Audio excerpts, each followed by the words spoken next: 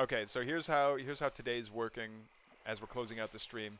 We've got 2 replays from each race. So we just did 1 Celestial game. That means we've got 2 Vanguard, 2 Infernal, and 1 Celestial game left, and they're all about like 11 to 12 minutes each. And yeah, the CVV we just casted was the Vanguard player.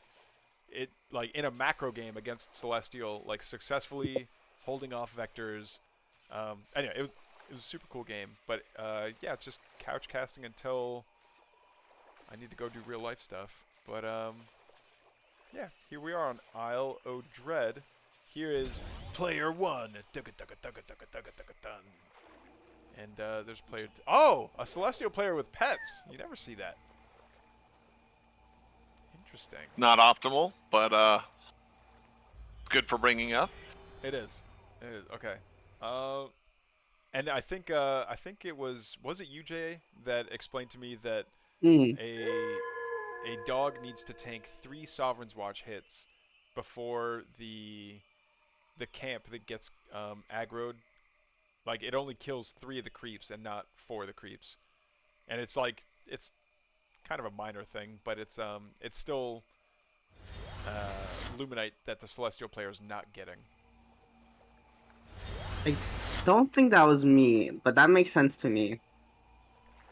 I don't know who like actually counted out the number of ticks that a. Oh, that's interesting. Going for the Star Forge early. This is an awfully big map to be doing like a vector rush, but then again, we don't see the BK Lounge out yet. The other benefit of doing this is that you don't necessarily even have to rush vectors, because if you think about it, they're very fast. You have a lot of micro potential. They heal, they can get an upgrade. They heal when they teleport back. You just say, I'm going to have a nice, earnest macro game where I have all of the minute advantages, as it were, in my unit manipulation. Because it's true, you have to bring Bobs to heal the hedgehogs if you want to engage in that battle, but vectors can move faster. Vectors have more places that they can be. You have to play guessing games with them, and you don't have to pull workers to accomplish a similar result. So it might just be a macro opening, genuinely. I mean, we can even see that by the way that the Creation Chamber was dropped to the left of the double Luminite for the Celestial player. You do that because you want to create a thin wall, a 1-space wall, where you can get your units to move through, but if a Vanguard player gets through with a bunch of Vanguards, you could potentially Dark Prophecy them, or make it very hard for them to run out because they get congested like I-5 in California. Yeah, this is we do see Vanguard, I think, hoping for a macro game, but we know that it's probably not going to be. Well, yeah. Here's the first Dorito. We do see that. But if he gets the speed camp, it's gonna be really bad for the Celestial play. I think this is kind of a mistake. Oh, but he's put him in the cool ranch. Oh, there it is. Did the chicken block it? Tickle, tickle. Yep. No, wait. Do units actually have to path around the critters? I don't think so. Maybe.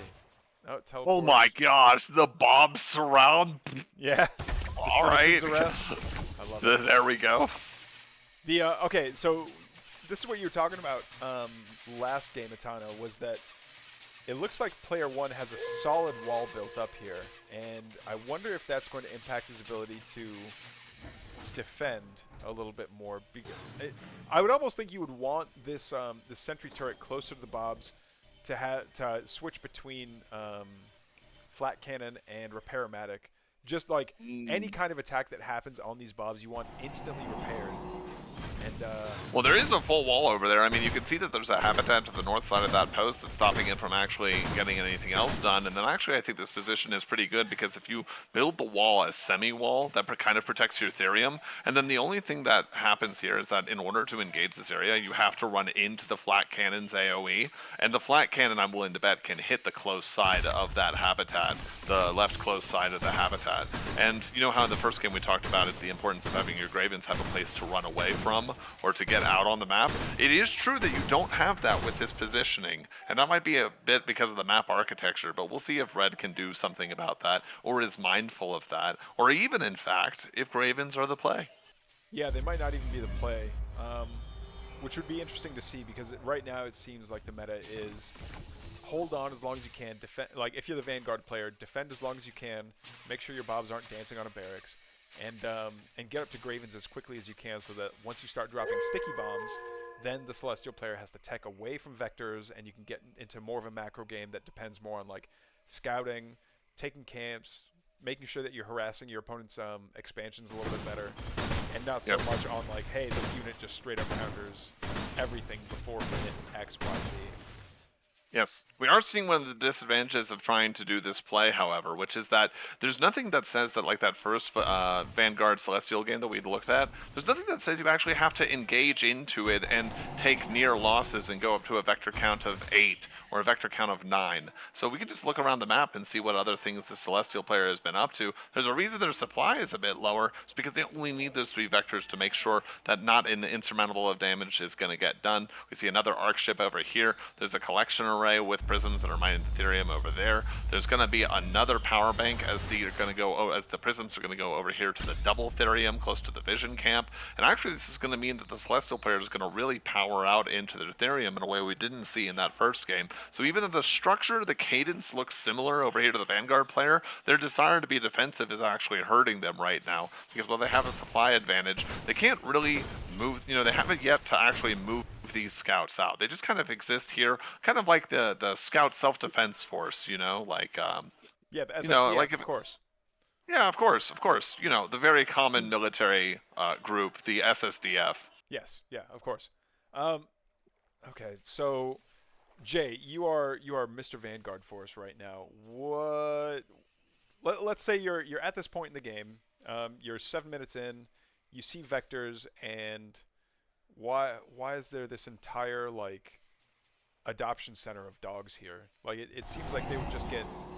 Oh no! Okay, this is what I meant, by the way. The sentry post is just so far away from all these Bobs that it's just, like it's not going to be able to defend anything. It's not going to be able to repair anything. And because it's like such a dog-centric build, I would imagine you would want a repair-matic up and running, just to heal anything that happens from these one-off skirmishes when the vectors jump in. But I think you're right, Atano. It looks like the vectors jumping in, jumping back out, kind of stopped at the 3 count for the vectors. Sorry, Jay, go ahead. Unfortunately for the Vanguard player, he's not realizing that there's only 3 vectors on the field, and you kind of realize that a little bit too late. So he needs to be a little more aggressive in the beginning. And if I were in this situation, I'd be worried about the Saber Switch. Let's see. Because the Saber Switch will shut down pretty much everything. But it looks like he's not. Oh yeah, there's the Saber Switch. So this is gonna be a rough game for the Vanguard player already, because he already saw that he took he would assume 1, 2, 3, 4, 5, a 6th array, because he scouted that out earlier. And at this point, the Vanguard player, I feel like, is very, very behind. 3, 4, 5. And you also don't have any outlet for your aggression, like the normal triangle move. If you see your opponent as being more economical, you have a larger army and they can't defend by units, is to move out. But in the desire to play safely, blue has ensured the safety of 2 bases at the expense of all of the other ones. Yeah, yes. Yeah. We've seen Infernal players that will put a single fiend next to any camp that they're worried that the Celestial player might take just a body block. It's a 0 cost body block as well as a good scout, and I think that there's enough scouts on the map that he could do something similar. I just don't think that the scouts are going to be that effective in battle, or cost effective anyway. Not against Kree and Vector that are just like, this is the anti-light doomsday. There's even a Cabal in there as well. Like, I don't even know why you would want a Cabal in there, but it's just there for free. It's just extra, Vectors, obviously. You've seen the expertise that Red is able to use with these Vectors. Hasn't lost a single one of them, only apparently made 3 of them. And I mentioned that Scouts are very good because they can soak up the initial dash twirl. But there's the Gravens finally, but look at the difference in this army size. The Vector transition is is already, we've already transitioned away. There's five sabers over here, so this is a near-death experience for all of these Gravens, and the extra value we saw in the first game of disabling those collection arrays. I mean, the only thing these Gravens are going to be collecting is a desire to move on to the next game, because they're not getting the opportunities we saw in that first instance. Yeah, I would almost hope that the Gravens would seek out the Arc Ship and start disabling top bar abilities and start like, I mean, the Graven's meant to be this backdoor saboteur. Like, go back and start doing damage to the power bank. Start doing like anything but a straight up fight that you know you're going to lose against. All these Kree, all these Gravens, or all these Sabers and the Animancers that are gonna like shut everything down here. It's just time to I would say get the Gravens out of there and like switch your composition to something that'll like maybe some of the air like Hornets. Hornets might be really good here. Like, yeah, there's only 2 Cabal on the field right now. It's like, okay, you can ground 2 of my Hornets, and then the rest of them just clean up the Sabers, clean up the Animancers, clean up the Kree. Yeah, and this is also the reason, by the way, that you saw that the fact that this is how you can see that Scout Graven isn't doing the job is that, yeah, the Vectors not only have insane micro potential that this person Red is actualizing, but even if they didn't have all of that, you saw the way that fight went down. Scouts to ball up against, stop the ball of the Kree. Okay, that's pretty good, but what's taking care of the Sabers? I actually think the best instance there would have been to not fight, pull the units to the left over to the Vision Camp that Blue at the time had access to, and hope that your opponent walks into this crevice and then try and backdoor them. Kind of what we saw in that NSRM versus Scan game, where there is a bad fight, it's a bad scenario, but maybe if you take the fight front to back and they take it back to front, you have some chance, some avenue of success. Tier 3 EXO upgrade is going to activate, and that's actually going to be the thing that heralds, like coat of arms from medieval England, the end of this game, as Blue is going to be looking at the start button of a different ranked game, but it certainly won't be the end of this one because they've tapped out. Yeah, GG's. So I think you're right, Jay, that being on that many dogs and I'm sorry, not being on that many dogs, but not moving out and just letting Celestial freely expand that much was pretty brutal. I don't know if it was just a lack of like information gathering or what, but it was he definitely Combination of go for it. It's a combination of that and a lack of kind of understanding how the unit composition has to be. The thing with the Vectors into Saber is that they can easily transition into Sabers, and then they don't have to commit to only making Vectors. They can make 8 Vectors and just switch. And if they recognize it's the Graven build order, they can just switch to Mass Sabers on 4 Starforges, and there's nothing the Vanguard player can do at that point. Yeah, and it's not like all right, well, this is a balanced topic for another time. That's the end of the video. Bye.